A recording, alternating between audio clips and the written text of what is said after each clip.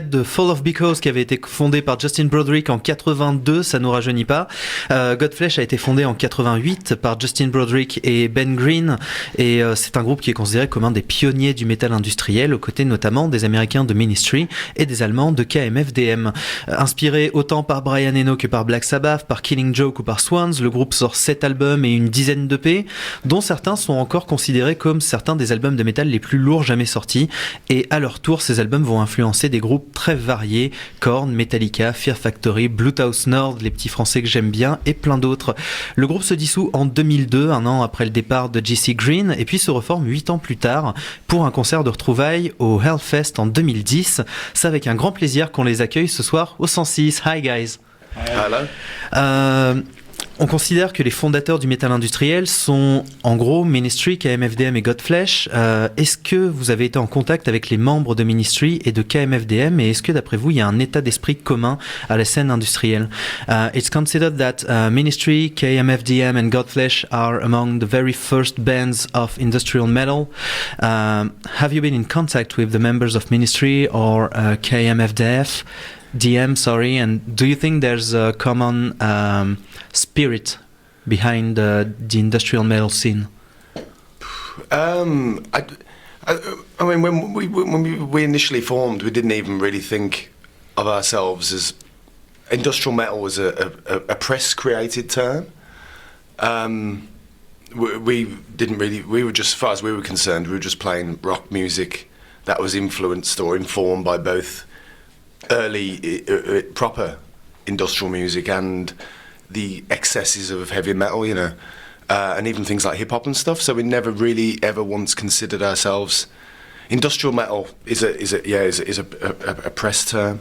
As for Ministry, we first met them on our first American tour, wasn't it? I think in Chicago. Howie Jorgensen and Paul Barker, and we've known them ever since, really, I guess, for years and years. I think since 1990 we've known Ministry. KMFDM we have no idea about whatsoever. I don't think we even know their music, really. We don't feel any common, don't really know who they are, really, so. But Ministry, yeah, I mean, of course, but for us they're as big of friends as other bands we know, like Neurosis and ISIS and all that, you know. So, I think we probably feel more of an affinity with other musicians that make extreme music rather than a particular genre. You know, whatever the genre want to be labelled, if people are trying to do something different and push the boundaries and be extreme, that's where we would feel an affinity. But Justin said industrial metal was just a term made up by the press just to put us in, because us and band like Ministry didn't really fit what was around at the time, so they had to invent a name for this music. Yeah. And that's what they invented. Yeah, like all press. If they don't know what you are, then they've just got to find a label. I mean, it's not a label we're uncomfortable with, because, you know, it's taken literally, it's probably quite true that we do sound like some form of industrial metal thing, but it's always a bit limiting to be stuck with such sort of terminology, really. Que des très longues réponses. Ouais, c'est des longues réponses. Very long answers. No, thank you.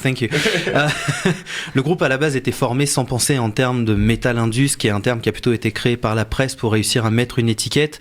À la base, il y avait juste des influences qui venaient du rock et du heavy metal, qui venaient de la musique industrielle à proprement parler, donc du côté électro, et de la musique hip-hop.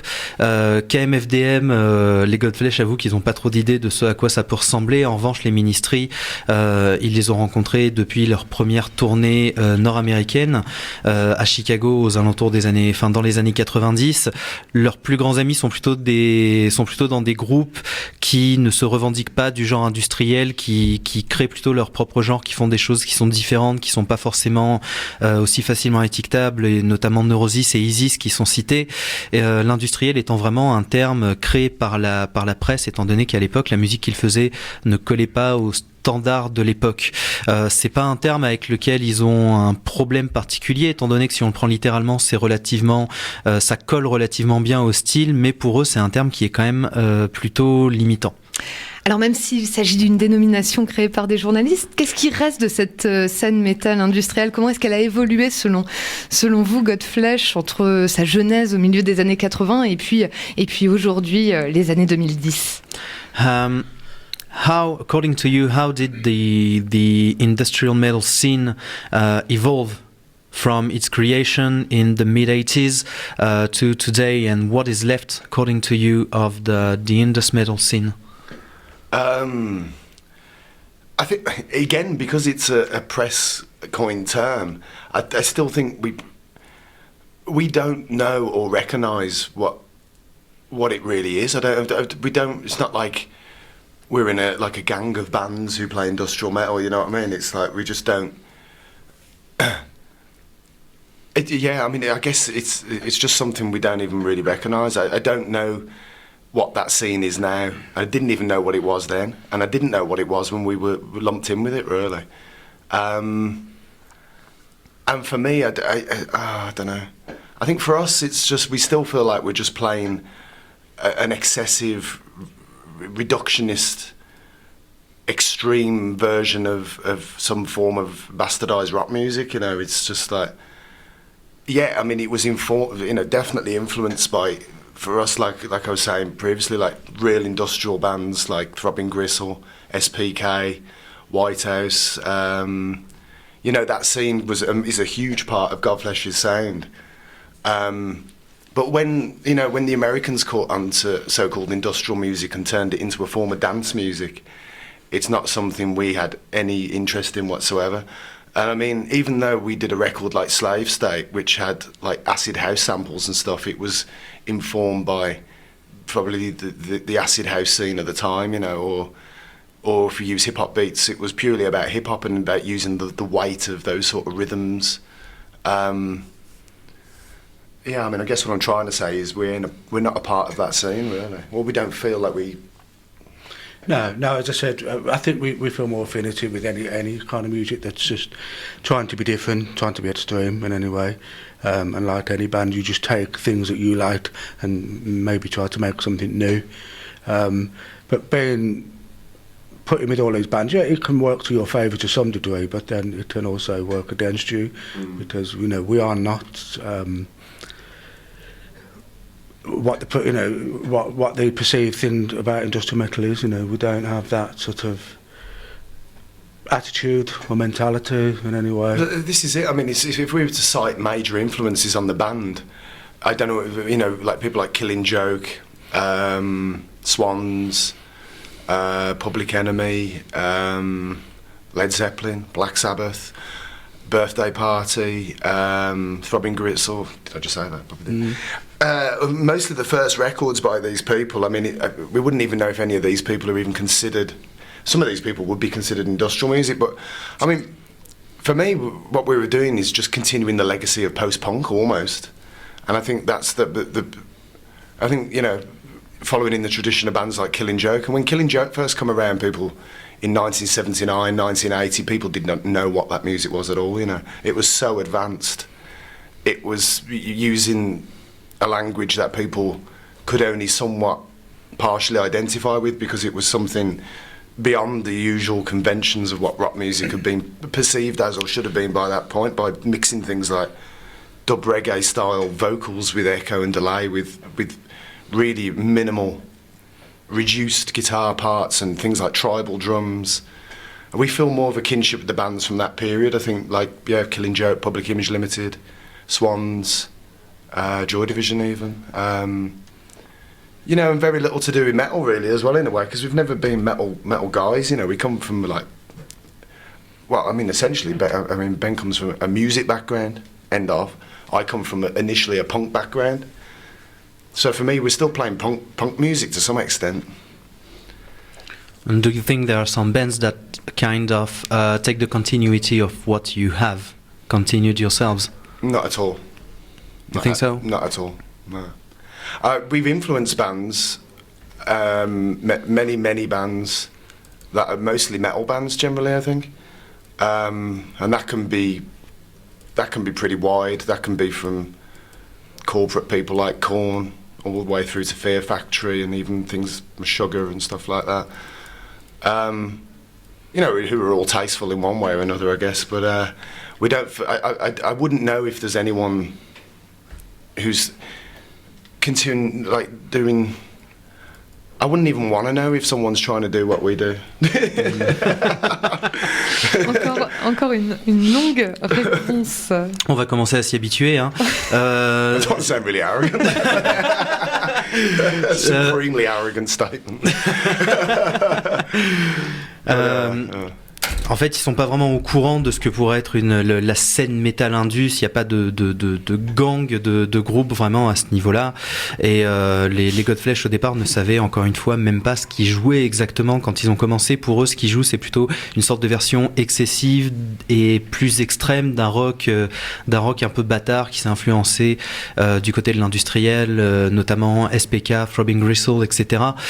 Et voilà, c'est pas c'est pas une scène vraiment avec lesquels ils ont envie, enfin ils ont des affinités particulières, ils ont l'impression d'avoir plus d'affinités avec des groupes plus extrêmes, des groupes qui essayent de faire des choses différentes, nouvelles.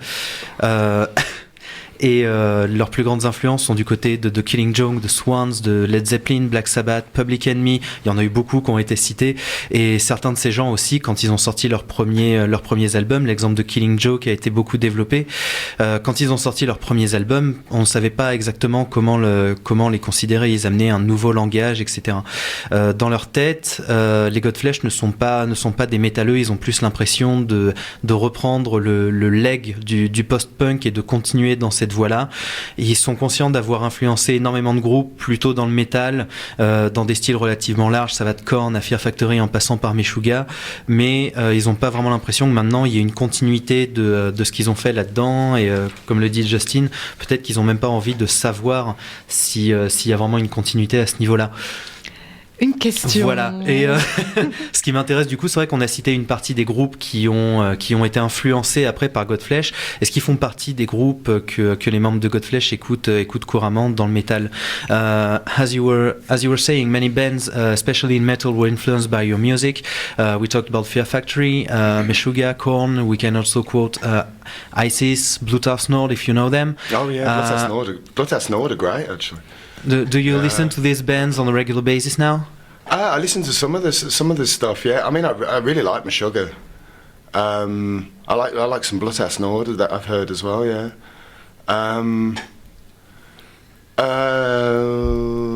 Yeah.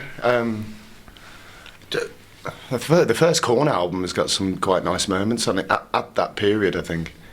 I mean, they're pretty awful generally, but from their first album, some of it's quite good, really. But I was played that on the premise by a friend, a guy I work with called Kevin Martin, or did work with, who does a project called The Bug. And he phoned me up on the phone and just said, "You've got to hear this band that's really corporate, that's ripping off Godflesh." And he played me Korn down the phone, you know. And it just sounded like bits of street cleaning, you know. But yeah. So, I mean, yeah. But it seems that you don't listen to a lot of metal music. Not really, but then again, I mean, it's like, you know, we'll often be like touring and I'll have conversations with people about certain metal bands, and suddenly I find that I'm actually full of an awful lot of knowledge about metal than I'd give myself credit for, really. I think it's quite... I mean, we're often sitting there talking and Ben listens to far less underground metal than I do, put it that way. I think we both of us listen to a lot of different music. Yeah. So there is some metal in there, but we don't eat, live and breathe metal and nothing else, you know. Yeah. All sorts of music. Yeah, that's it. I mean, you know, I was, you know, when death metal first come around in like the 80s and stuff, I was loving that stuff, you know.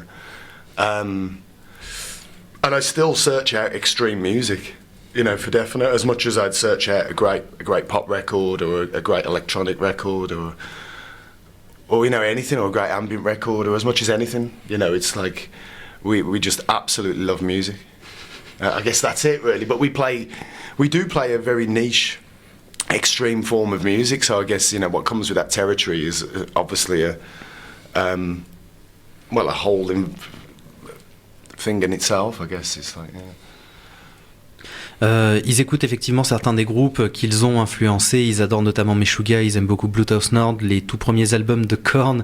Justin nous dit qu'un de ses amis l'a appelé un jour pour lui dire écoute ça, c'est un groupe qui reprend totalement Godflesh et c'était le premier Korn.